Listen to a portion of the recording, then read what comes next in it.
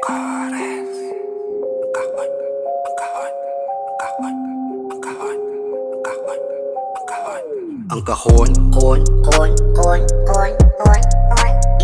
may bilang ang kwadro, pangarap walang suka. Ang kahon,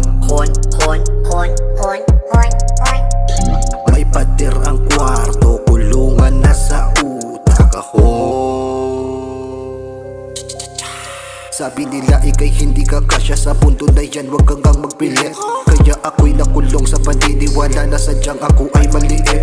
Maririnig ang langit-ngit pagkapiit sa kahong masikip. Sabi nila dito ka lang, yan bagay sa'yo malagong. Kaya pinutol sariling pakpak para ako'y kumasya sa kahon.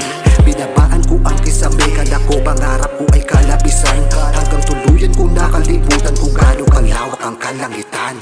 Tindurin ko pang tila mapa, daliri nilang nakaturo. Sinununan daan kahit di ko alam kung saan ang hakbang ko patungo. Bawat dapat tinahi ko sa aking balat, hanggang pati ang sarili ko nakapalaran, di ko na halos masalat.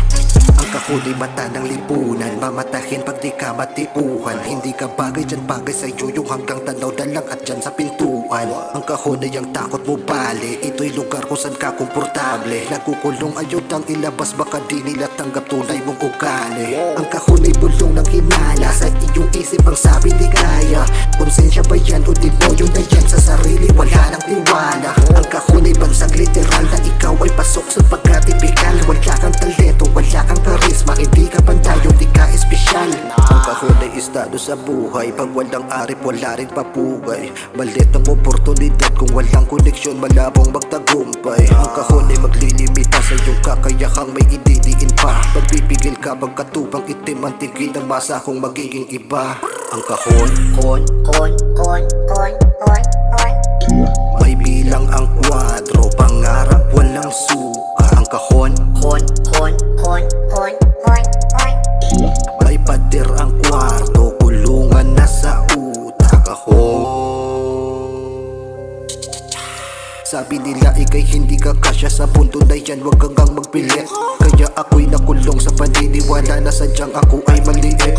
Maririnig ang langit-ngit pagkapiit sa kahong masikip. Sang araw tumilat nakahalata na utulang ako nadala sa gawa. Question sitwasyon ko kung tama pa ba, kung ang ibon nangarap na makawala. Sa kaula ng madlaboy sa kupa, kaya ba't nandito ako sa kahon? Para mapigilang lumipad umangat ang paa, nililimitakan kaya kong magawa. Inuntog sa pader, ulukon matigas hanggang sa ako ay patauhan.